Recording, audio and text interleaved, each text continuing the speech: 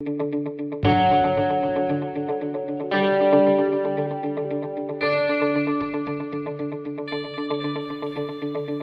dia a todos, bom dia a todas.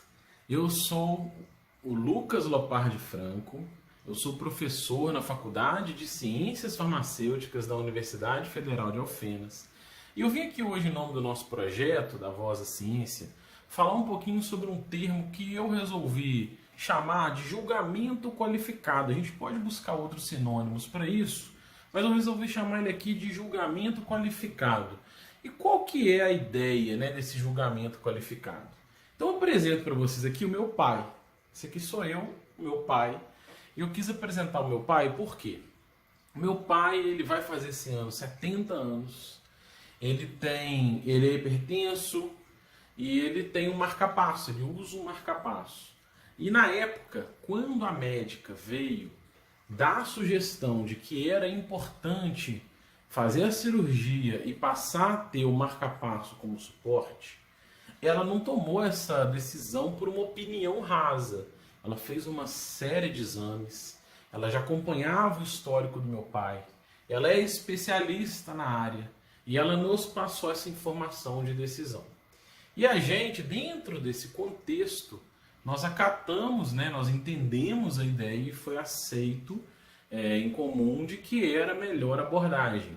E se a gente não gostasse, eu duvido um pouco disso, eu quero uma segunda opinião. É muito comum a gente falar, eu vou buscar uma segunda opinião. Mas a gente vai buscar essa segunda opinião com quem? Num cenário desse, com quem que você acha que seria o adequado buscar essa segunda opinião, né? A gente iria uma segunda, uma terceira opinião, a gente iria em especialistas da área, em médicos que trabalham e têm uma carreira em cima desse tipo de especialidade. Então ali a gente vai construindo o nosso conhecimento com base nas informações que a gente coleta, nos debates que a gente pode buscar, a partir do que a gente vai analisando de especialistas da área. Então a gente não toma uma decisão leviana, né? Eu acho que eu não vou colocar por causa disso. Normalmente a gente vai construindo essa decisão em cima desse respaldo. Então nesse caso a gente nem fez, né? A médica orientou, a gente confia, já acompanha meu pai há muito tempo, ela tinha uma série de exames que sustentavam a proposta dela. Então o julgamento dela foi qualificado. A construção nossa de decisão, ela foi feita a partir de um julgamento qualificado, né? Então eu quis trazer um pouco disso para a gente pensar um pouco. Para trazer um outro exemplo um pouco mais leve, eu vou trazer aqui o meu aquário, né? Eu tenho um hobby, eu adoro aquário. Esse aqui é o meu aquário. Opa, não estava nem aparecendo ali meu peixe. Ainda tem alguns. E quando eu fui construir um aquário, eu tomei uma série de decisões. Já tem anos que eu tenho aquário. Eu tomei uma série de decisões para montar isso com base em conteúdos, né? Eu conversei com aquaristas, eu procurei websites da área que tem vídeos, que tem textos instrutivos para você fazer uma qualidade da água, você ter um aquecedor com termostato, você ter um filtro externo para ajudar nessa qualidade da água, o tipo de substrato que você pode pôr no fundo para ter plantas vivas, os tipos de peixe que podem te dar suporte a uma limpeza.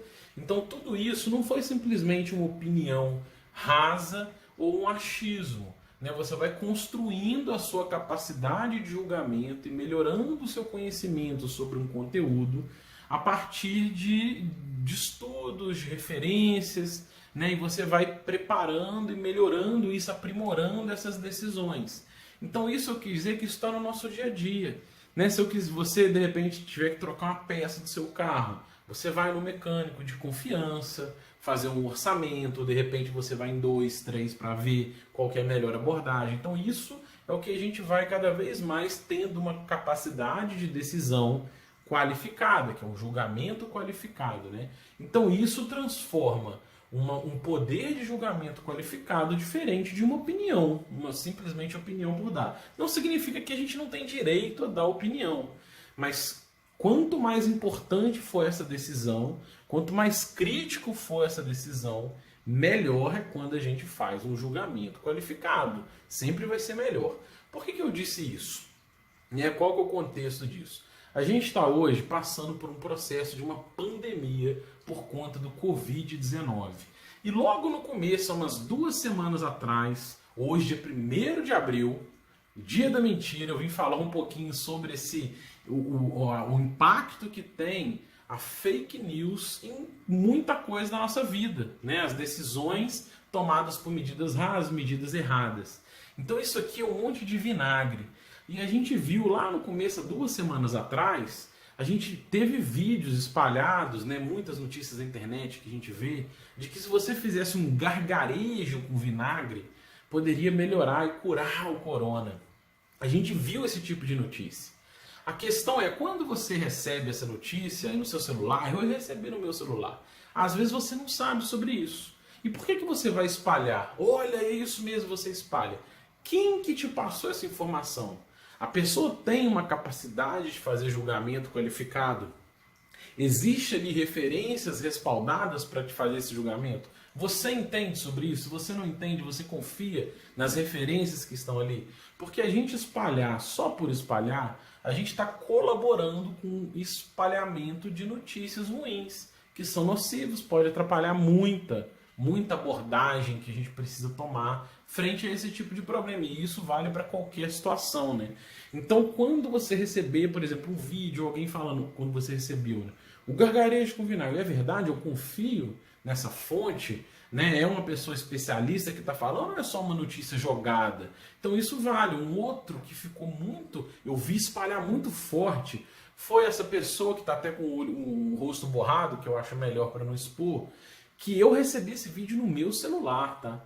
Ele falando que ao agente, né, quando a gente usa álcool gel, passa álcool no volante e vai dirigir, a gente pode cair no teste do bafômetro. Ele mostra 2 kitzinhos lá, falando que você poderia ser prejudicado por ser detectado com alcoolismo e por causa do álcool gel. E isso, na verdade, também não é mentira, que tem até a tarde, né, do Ministério da Saúde que teve que vir abordar, falar que isso não é verdade, para não gerar pânico nas pessoas, para as pessoas não ficarem com receio de tomar medidas de precaução. Então esse tipo de notícia rasa, por exemplo, o que eu fiz quando eu recebi esse vídeo? Quem que é essa pessoa? Qual que é a referência, né? Ele é especialista, ele não é? Qual a referência? Porque você receber isso, qualquer um pode fazer um vídeo, pode fazer uma notícia e espalhar. Então cabe a nós, né?